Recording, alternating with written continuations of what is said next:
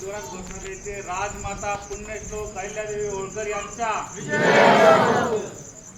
बघा आज जवळपास अहिल्यादेवींची 300वी जयंती आहे. अनेक वर्षापासून छोट्या मोठ्या प्रमाणामध्ये आपण जमत होतो, अहिल्यादेवींची जयंती साजरी करत होतो. पण आज 300वी जयंतीचं महत्त्व इतकं विशेष आहे की ही आज जयंती फक्त सायगावमध्ये साजरी होते का? नाही. चौंडीमध्ये साजरी होते का? नाही. तर आज अहिल्यादेवींची जयंती संपूर्ण भारतभर साजरी होते. गुजरातमध्ये होते, मध्य प्रदेशमध्ये होते, उत्तर प्रदेशमध्ये होते. आणि आज भारताचे पंतप्रधान स्वतः इंदोरमध्ये, तुम्ही टीव्हीवर पाहिला असेल, दुपारी भाषण ऐकलं असेल, स्वतः इंदोरमध्ये जाऊन अहिल्या मातेची जयंती साजरी करत आहे. चौंडी येथे महाराष्ट्राचे दोघं उपमुख्यमंत्री, मुख्यमंत्री 8 दिवसापूर्वीच ते अहिल्यानगर जिल्ह्यामध्ये होते आणि त्या जिल्ह्यात आज अहिल्यादेवीची जयंती साजरी करत आहेत. बघा, खऱ्या अर्थानं छत्रपती शिवाजी महाराजांनंतर मराठी साम्राज्याला थोडीशी खिळखिळेपणा आलेला होता, मागे पडलेलं होतं. मोगली आक्रांतांनी संपूर्ण साम्राज्य खिळखिळं केलं होतं. आणि मोगली आक्रांता म्हणजे काय? त्यांचा उद्देश एकच की मंदिरं भ्रष्ट करणे, देव भ्रष्ट करणे, मंदिरं तोडणे आणि इथल्या बहुसंख्य हिंदू धर्मियांच्या भावनांना ठेच पोचवणे. परंतु अहिल्यादेवींना हे सगळं लक्षात आलं आणि अहिल्यादेवींनी ठरवलं की मी पूर्ण भारताचे मंदिरं उभारीन, सुस्थितीत आणीन. अहिल्यादेवी ते केवळ इंदोर प्रांताच्या राजा होत्या, मावळ म्हणतात त्याला, आणि देवींना त्या प्रांतामध्ये मातोश्री नावाने ओळखलं जातं. कोणी तिकडे अहिल्यादेवी म्हणत नाही मातोश्री. मातोश्री शब्दामध्ये खूप एक आदर आहे, मान आहे, सन्मान आहे. आणि केवळ मंदिरं उभारली, मग प्रश्न पडतो की मंदिरं उभारायला सरकारचा पैसा वापरला असेल, जनतेचा पैसा वापरला असेल, बरोबर आहे ना? तुम्हाला कोणी आजपर्यंत कुठला इतिहासात सांगितलं? एवढंच सांगितलं गेलंय की औरंगजेब न्यायी होता, तो पोट भरण्यासाठी टोप्या विणायचा. अकबर खूप दयाळू होता, तो सर्वांना न्याय करायचा, तो देखील स्वतःचा उदरनिर्वाह स्वतःच करायचा. परंतु हे कोणत्याच इतिहासात आपल्याला शिकवलं गेलं नाही. कारण इतिहासावर पगडा हा आजपर्यंत मोगली पगडा होता की अहिल्यादेवींना जी एखाद्या राजघराण्याला, जसं आता आमदारांना, खासदारांना शासन पगार देतं स्वतःचं जाहीरदार चालवण्यासाठी, स्वतःचं कुटुंब चालवण्यासाठी, स्वतःचे गाडी कर्मचारी तुम्हाला जनतेला न्याय देण्यासाठी काहीतरी त्यांच्याकडे असलं पाहिजे म्हणून शासन पगार देतं. तसंच त्यावेळेस देखील मराठा साम्राज्यामध्ये ज्यांच्याकडे हे राजमुकुट सोपवलेले होते त्यांना त्याच्या उदरनिर्वाहासाठी काही गावं आणि काही गावांचा महसूल हा त्यांना स्वतःला दिलेला होता, जमिनी दिलेला होता. तर राजमातेने शासकीय खजानाला कुठलाही धक्का न लावता स्वतःच्या स्वखर्चातून, कुठल्या खर्चातून? स्वखर्चातून देशभर मंदिरे उभारली.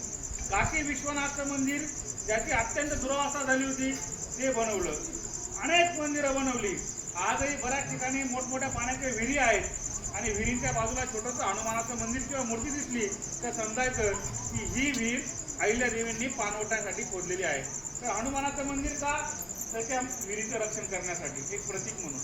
अशा प्रकारे संपूर्ण भारतभर अहिल्यादेवींनी मंदिरं उभारली. आता तुम्ही म्हणाल अहिल्यादेवींचं राज्य मावळमध्ये होतं, समजा महाराष्ट्रात आणि काही भागात मराठ्यांचं राज्य होतं, म्हणजे एकच राज्य होतं. पण याच्या बाहेर जाऊन कसं केलं असेल तर निजामाचं एक वाक्य, जेव्हा निजामाच्या हैदराबाद प्रदेशात अहिल्यादेवींनी काही मंदिरांचं काम हाती घेतलं त्यावेळेस तिथल्या निजामाने सांगितलं की वो अहिल्या मेरी आका आहे, आका म्हणजे बहीण, आणि वो राजा हो शासको की शासक है. शासको की शासक यानी की शासकांच्या वरचा शासक. इतका जरब, इतका दबदबा, इतका आदर त्या काळात अहिल्यादेवींना होता. खऱ्या अर्थानं असे लोक दैवीच असतात.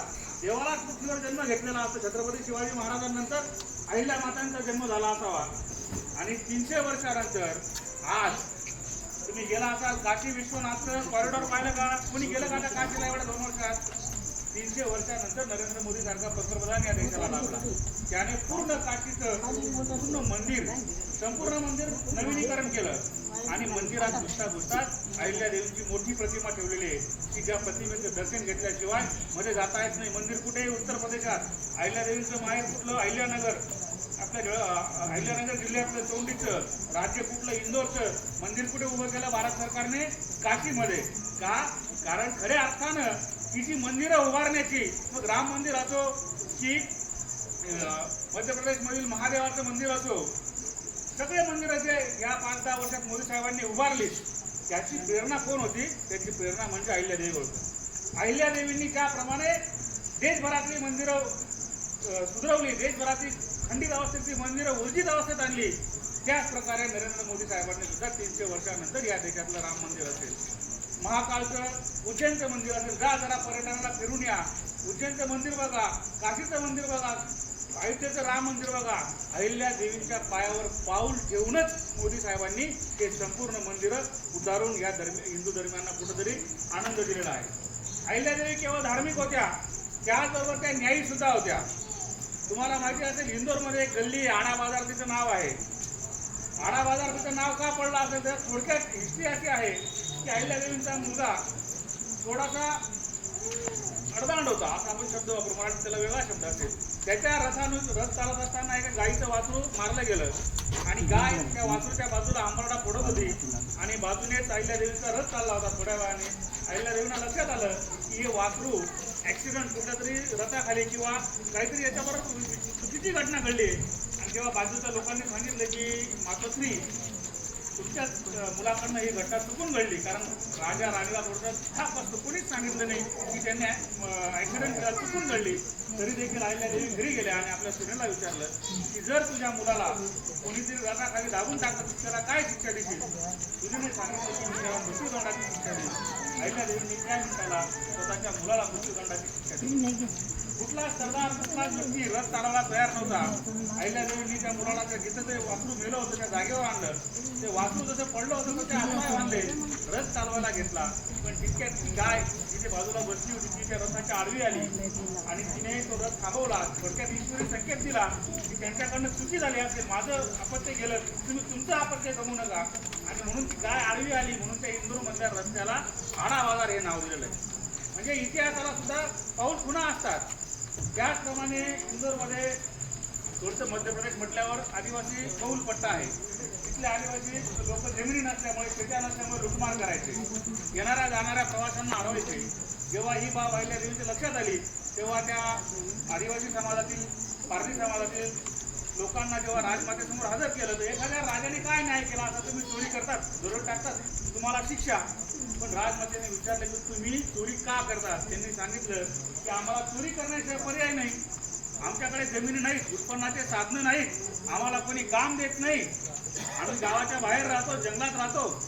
अहिल्यादेवींनी त्या दिवशी फरमान सोडलं, अनेक जमिनी राज्यातल्या आदिवासींना कसायला दिल्या. त्यांना सांगितलं, बघा शिक्षा नाही दिली, त्यांना सांगितलं की इथून पुढे तुम्ही शेती कसा, शेतीचं उत्पन्न घ्या आणि चोऱ्या माऱ्या व्यवसाय बंद करा.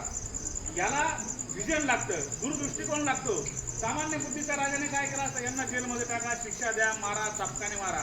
परंतु न्यायी राजा हा न्याय करतो आणि तो आदिवासींबरोबर न्याय झाला. मेहकरची साडी कोणी ऐकलंय का तुम्ही? सगळ्यात महाग साडी असते ती.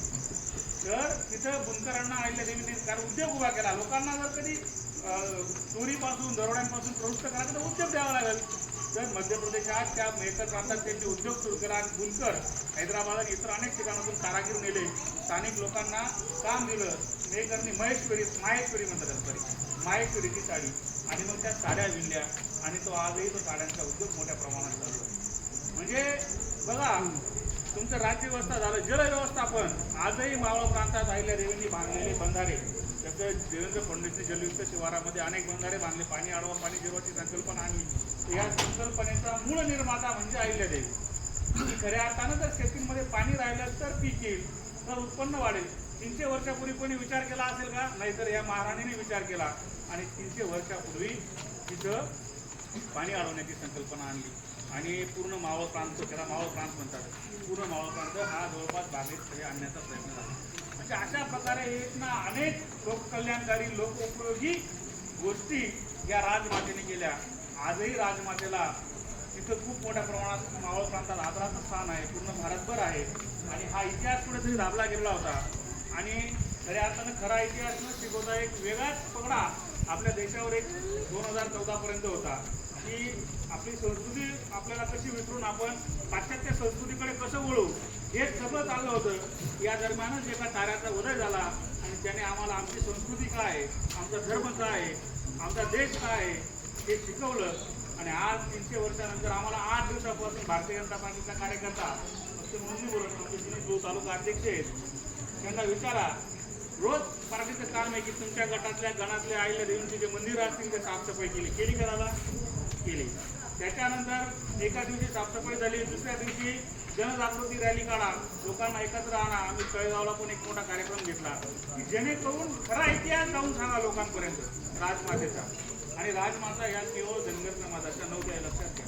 त्यांनी भिल्लांसाठी काम केलं, त्यांनी मराठा साम्राज्य वाढवण्याचं काम केलं, पेशव्यांच्या जे हे होतं सल्तनत त्या अंतर्गत काम केलं. बघा त्या पेशव्यांनी एका आबोबा कोणातरी शिक्षा केली होती आणि मुली पोटामध्ये गर्भ असताना त्यांच्या पत्नीला घराच्या बाहेर काढलं.